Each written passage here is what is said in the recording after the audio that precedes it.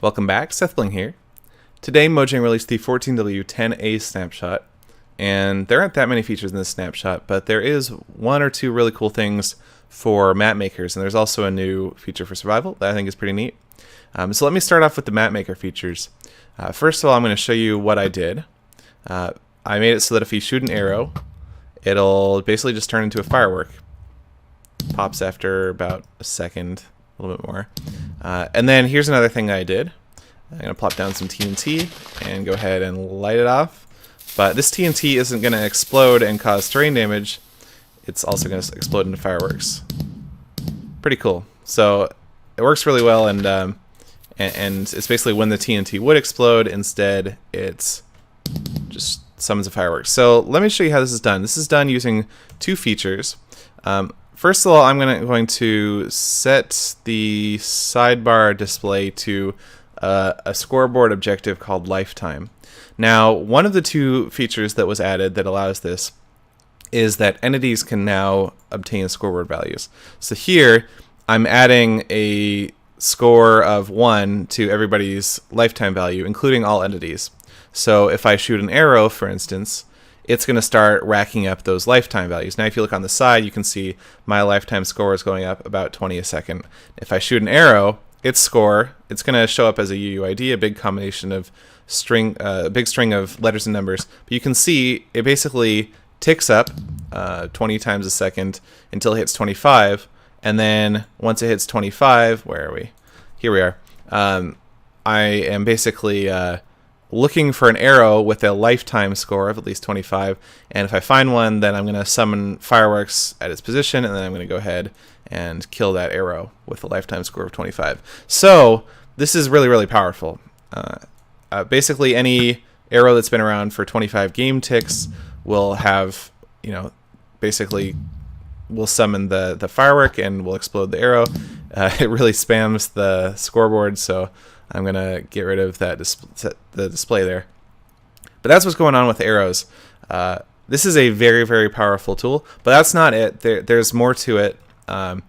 They also added the capability, which command block is it? They also added the capability to look for MBT tags within a scoreboard player's set command. So remember, this one is the TNT. You light it up, and it becomes fireworks when it explodes. So what's going on here is that we're basically setting a scoreboard value just for prime TNT, and we're setting its det value to 1. Det is just a scoreboard objective that I made up. But we're only setting it if the fuse is at 1, which means there's only one tick until it's going to explode. So only right before it explodes, we'll set the scoreboard value of det to 1. And when we do that, then this command block will look for any entity with a det score of 1, and it'll summon fireworks at it, and then it'll kill that entity. So it gets rid of the TNT and summons the fireworks right there. So looking for an entity with an MBT value is very, very, very powerful. Fuse is the NBT value I looked for here, but basically any property of an entity you can now detect, and especially with stuff like execute, you can perform different things with those entities, and it's hard to explain why it's so powerful if you're not used to working with command blocks, but those of you out there who do work with command blocks a lot will know that this is a very useful feature, and it's going to allow map makers to do a lot of new stuff. All right, moving on. There's some new scoreboard objectives. First of all, they fixed a bunch of old scoreboard objectives. So previously there was there was a bug basically with a bunch of stuff. So like throwing a snowball wouldn't actually increment the scoreboard value, but now it does. You can see on the right hand side that my scoreboard value is getting incremented every time I throw a snowball. This basically was fixed for a lot of things you can right click. So snowballs, but also food or potions or lots of things. A bow, I think.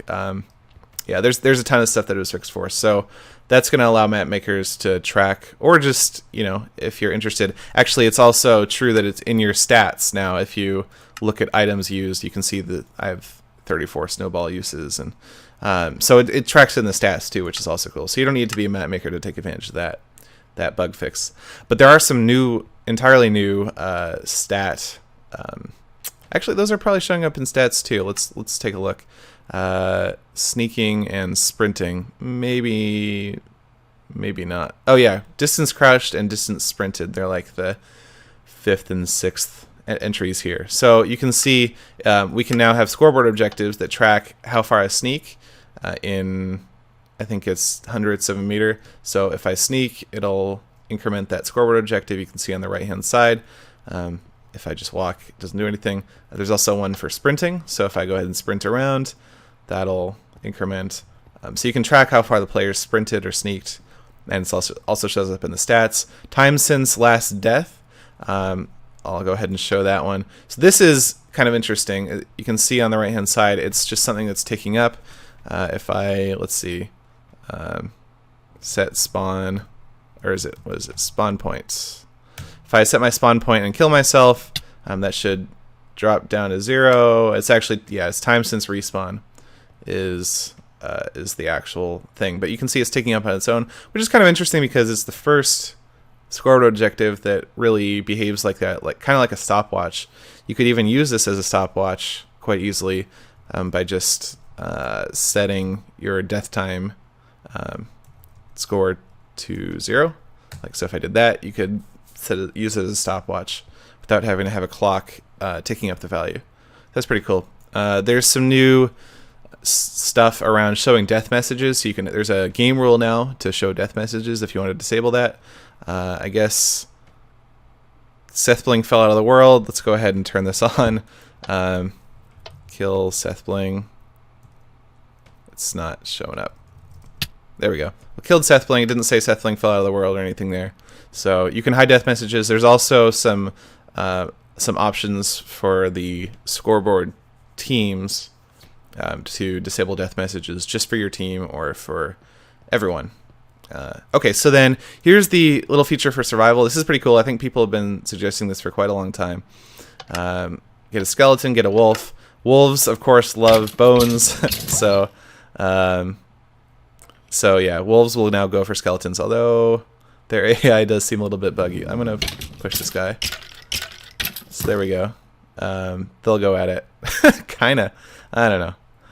Yeah, I think you can see he's angry anyway, and he becomes unangry when the skeleton's gone. So skeletons will actually run from wolves, and wolves will chase them, and it's pretty cool. I think that's a neat little feature. It's anytime you can add some little AI quirks like that, I think that's pretty cool. So anyway, that's all I've really got for you. Really looking forward to playing around with the new scoreboard capabilities on entities, but overall, pretty good snapshot. That's about it. Thanks for watching.